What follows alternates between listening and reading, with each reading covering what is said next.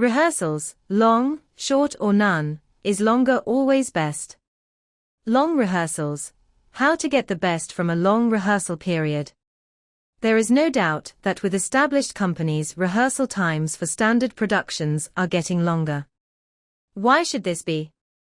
Actors are like athletes or musicians. They need to keep up to scratch by constantly practicing their craft. A professional golfer acknowledges that she will be below par if she has not played for a while, as will a solo violinist. Why should acting be any different? The famous old actors usually went from job to job, and their work was all in the theatre. The Barrymores, Lunts, and Oliviers could bring their highly polished acting instincts, their experience, and the acting tempo of their recent success to each new project. Actors today often come to a theatre production, not having acted on stage for a long time. Unemployment and screen acting work now take the lion's share of an actor's life. There will need to be a time for them to bed down and get back to being match fit, and this is reflected in the longer settling down time at the start, and why rehearsals need to be longer now perhaps than they were in the old days. Design and costume people also now need a longer lead-up time for their work, and so need to meet the actors sooner. The problem of a long rehearsal period is of not peaking too soon, for there comes a time when a performance needs its audience. The danger then is of spending so much time on the outer edges of rehearsal, improvisations and all, that the detailed work is left too late, and you end up with a performance that does not reflect the long time available to make things excellent. It is part of your job to pace yourself toward the first meeting with an audience and let the production team know if the arrangements they have made do not fit in with what you know works best for you. Short rehearsals.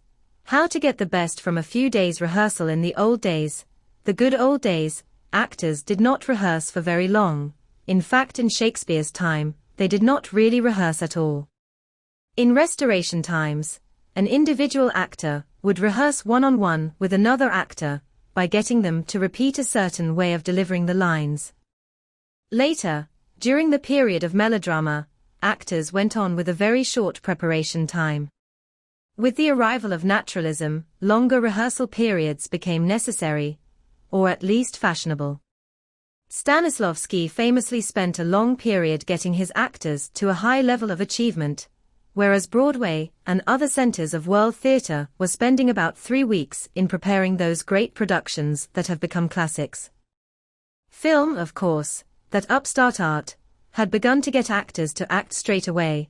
After all, rehearsals were time paid for with no results on the screen. In theater things started to change in the 1970s, with the number of actors in work diminishing, and the number of weeks spent rehearsing the plays increasing. Now it is quite usual for a main company to spend many weeks discussing and rehearsing a play, and yet when the time comes for an actor to take over a role, because of another actor's unavailability or illness, why, that new actor often has to perform in these great productions with little or no rehearsal at all.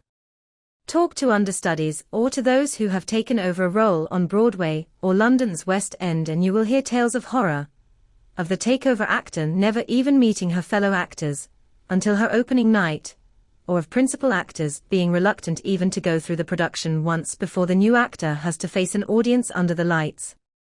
All very like the good old days, in fact. Short rehearsal times have always been a feature in the history of the theatre, and so they should be relished and taken advantage of.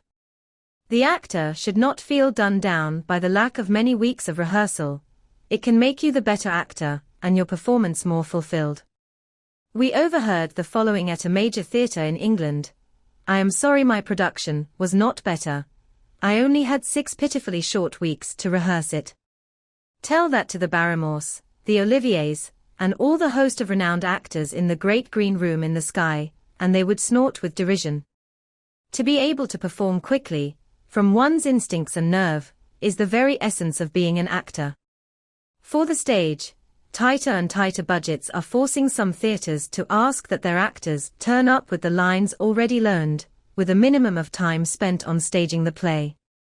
They are behaving just like the original theatre managers in the Elizabethan days, in fact. No rehearsal, alas, it is here to stay. This is becoming standard for most screen work. It is so expensive to make screen dramas that the budget gets swallowed up by all those big earners, with little left over to pay for preparing the actors.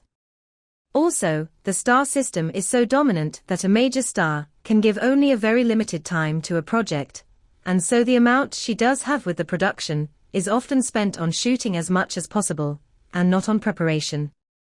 The fact that the star is expected to give the usual performance also helps in this arrangement of priorities. If you find yourself with no rehearsal, use the necessary speed of coming up with a performance to your advantage. Just jump in the deep end, and the quicker you are, the more you'll be using your instinct rather than using your intellect, and the better you can be. Quick can be best, and it takes as much energy to act slowly as act quickly.